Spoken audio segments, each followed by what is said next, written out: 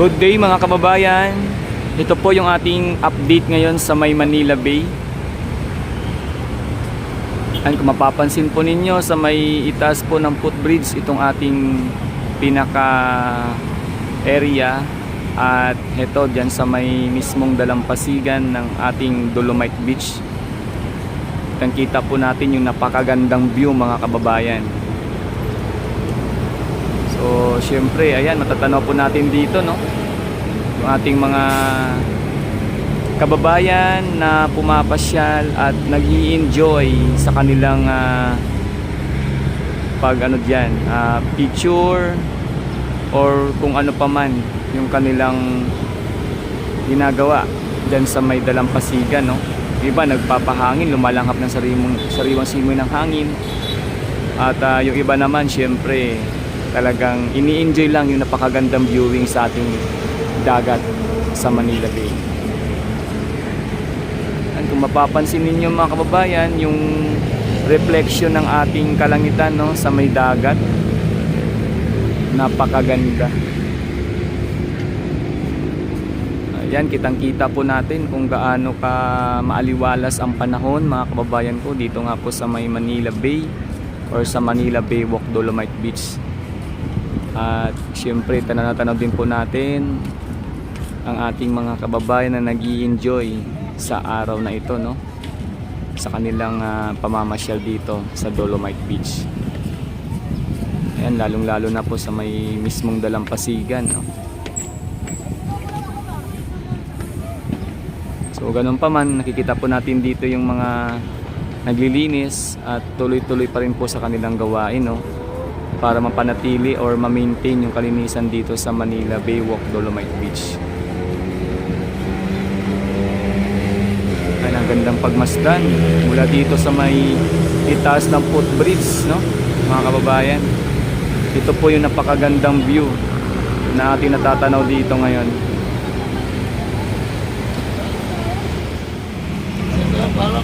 Good morning ma'am, welcome to Dolomite Beach. Good morning sir, welcome to Dolomite Beach. Good morning ma'am. Pasok, good morning ma'am, bawal po yung daloob. Pupusin na po ninyo, tapos pakitapon dyan. O di kaya iwan po nyo doon, tapos balikan po ninyo bago po kayo lumabas. Sa inyo naman po yan hindi naman po namin kukunin. Bawalan po talaga sa loob. Ito ang loob ng Dolomite Beach mga kababayan, pero yung pinaka-update natin dito ang yung nagaganap na reclamation na sinuspend or pansamantalang pinatigil ng ating Pangulong Bongbong Marcos. Ngayon, nasa Manila Bay Yacht Club area po itong pinapakita ng ating aerial view ng ating drone shots. At matatanaw nyo po dito yung dating Paseo Palisades Circle at yung breakwater po na yan. At sa ngayon, nakikita din po natin dito itong mga sailing boat. Ayan, mukhang meron silang activity rito mga kababayan. At higit sa lahat, yung pinaka-update natin dito, yung pagpapakita. Yan nga po, yung bahagi na po yan ng reclamation area. Isa sa reclamation area dito sa may Manila Bay. Sa ngayon, makikita po natin kung dati talagang pag-update natin dito sa may Manila Bay Walk Dolomite Beach, matatanaw na po natin na tuloy-tuloy po yung pagbubuhos dyan ng mga buhangin, no, or pagtatambak ng mga barko or vessel na yan. Sa ngayon, halos walang galawan mga kababayan. Kita ninyo, ito lang, yung sailing boat na ito, yung ating nakikita sa ngayon na talagang meron siguro sila ditong activity na ginaganap sa ngayon.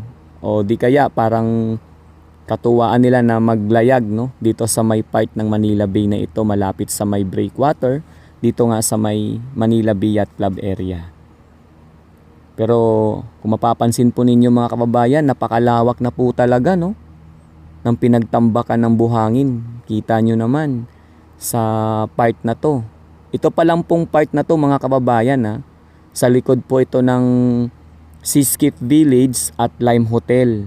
At yun nga, yung sinasabi natin dating Paseo Palisades Circle, kung saan dati meron diyang mahaba na parang pwede mong kumbaga pag pumasok ka diyan, para ka na rin nakatungtong, no, sa kumbaga para ka na rin nakapunta sa gitna ng karagatan, dahil nga diyan meron siyang parang pinaka walkway, at tapos sa pinakadulo ng Palsik Circle kung tawagin ay merong pabilog doon. So napakaganda mga kababayan.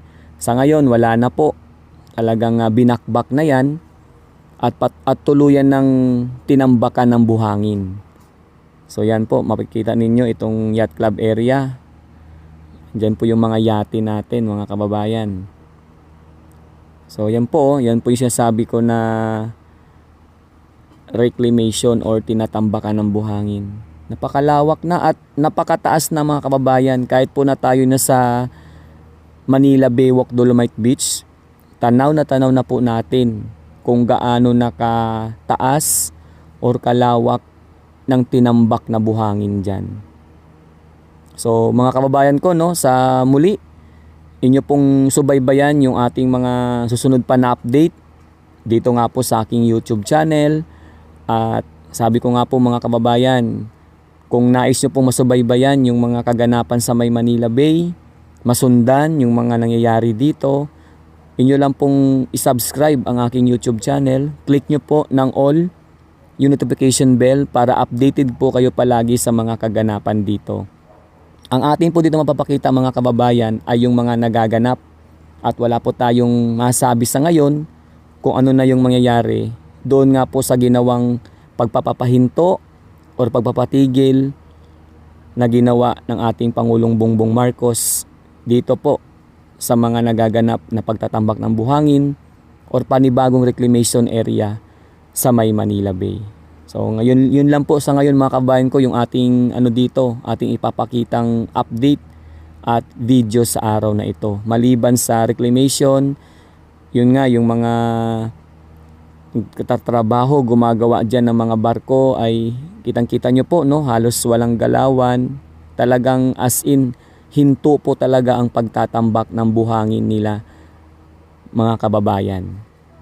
So yan, no, mapapansin po ninyo habang iniikot po natin itong ating drone, as in wala po talaga. Kung dati yan sa mismong harap ng Dolomite Beach, no, nakikita po natin yan, talagang todo buhos ng buhangin.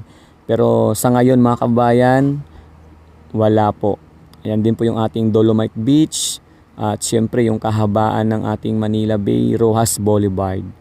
So sa muli mga kababayan ko, ito nga pala si Daddy D, at patuloy pong abangan yung ating mga susunod na update dito po sa aking YouTube channel sa May Manila Bay. Maraming salamat mga kababayan. Ingat tayo palagi. More power and God bless us all.